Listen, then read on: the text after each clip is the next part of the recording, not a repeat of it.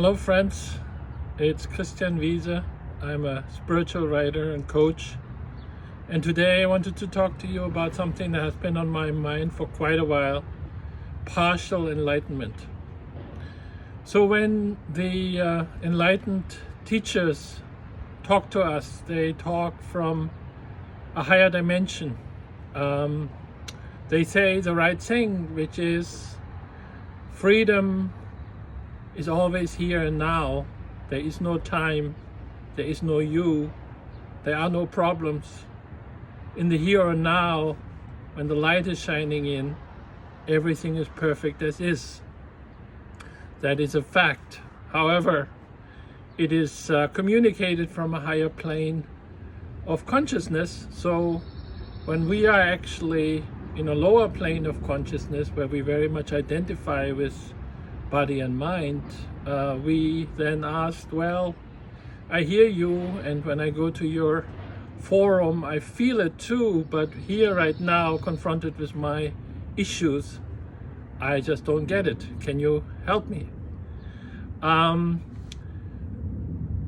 Many of us, and actually I would say based on the friends that I have and the people that I hang out with, I would think there are millions, are awakening.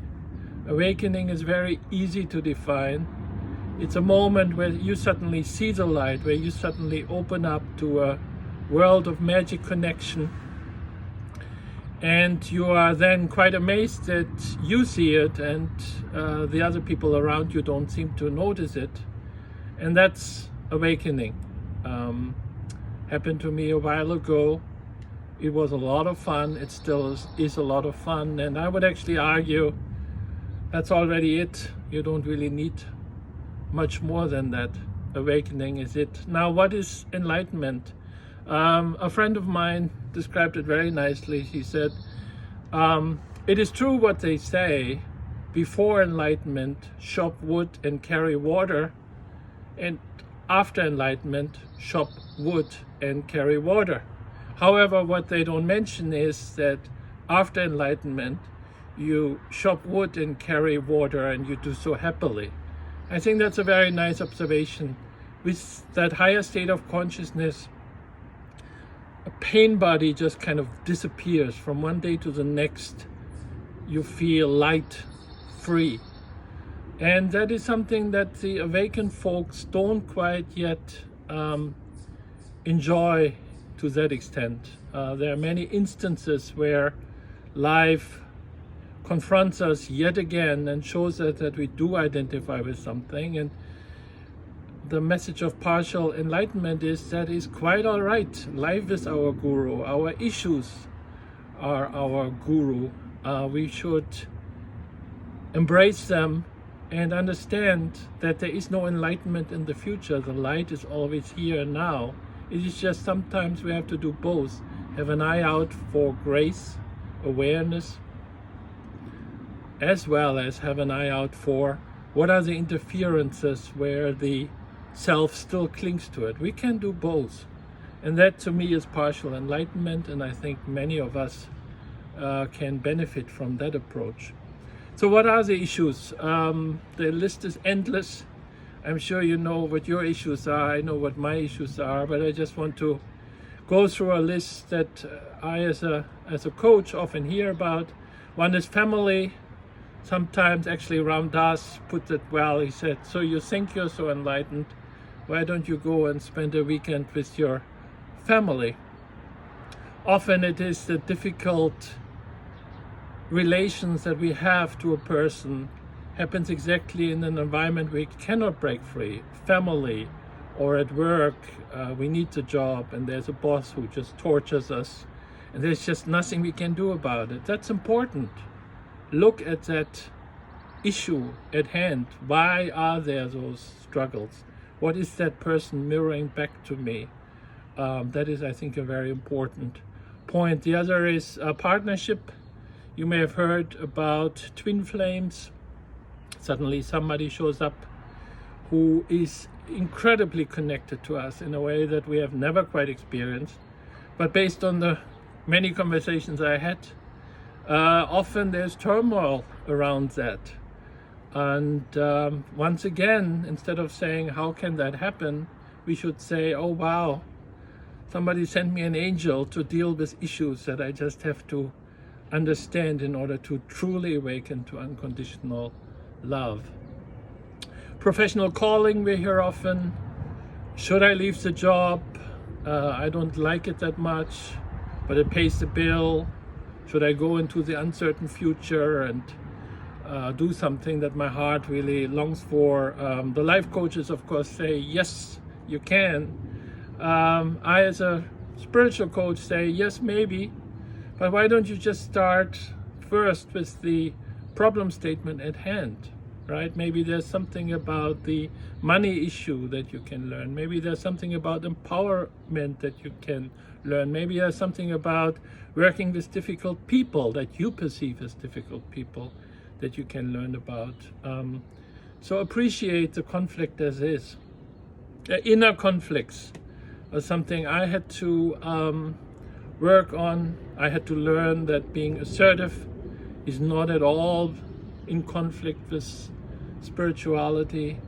A lot of people, when it comes to spirituality, when it comes to love, kindness, start with the head. This is how it should be. But love is experienced with the heart, and getting your arms around that is often an important issue. Spiritual bypassing. How come that others don't get me? How come that the 3D world is so evil? Why are they not enlightened? It's never a good idea to think that you are more conscious than others, because what happens is when you truly break through, you also break free from people who think differently. So whenever there's conflict, know there's something about you. You can still get the you out of your way. The dark night of the soul, when suddenly around full moon you wake up at 2 a.m. and horrible things happen in your mind, it just tells you there is something about yourself that you haven't completely yet integrated. It's all right. Spiritual gift, sometimes we fall in love with that new gift that we have. We see the world differently than others. We benefit from it. But you see, there's still a person involved, a person with powers, which is not right. It's a distraction. There is no person. So maybe taking a step back on your powers and seeing what happens, maybe. And lastly, Kundalini expansion. That's something that many experience as an energy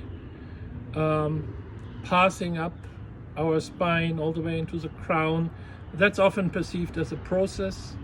When the heart chakra opens up, that's a big event. When the crown chakra opens up, that's a big event. Those are energy events that sometimes take a little time. I always call it God's plumbing. It comes when it comes. Nisargadatta Maharaj put it well. He said, the fruit will fall when it's ripe. That's really it. Awakening already gets you to the light. There's nothing more to do. It's just being mindful of some of the interference that one has, but sooner or later the fruit always falls for everyone. He who has brought you here will also show you the last step to take. Otherwise it would just be an irony. All right, so that's my definition of partial enlightenment. If you sometimes feel frustrated, reach out. If you're interested in the subject, I have put out a new book which is called Breaking Free. Lose your illusionary self, find serenity, energy, love, flow, which is the self in capital letters. So once again, we can always do both. We can break free from the energy linkages that the I still clings to, but on the other hand, always right in front of us is self. The light is always shining in, and we can do both. I will attach the link to the book if you're interested. Thank you very much for listening in. If you want to reach out, message me, or you can also reach me on my website, www.christianmwiese.com. All right, thanks so much for listening in. All the best.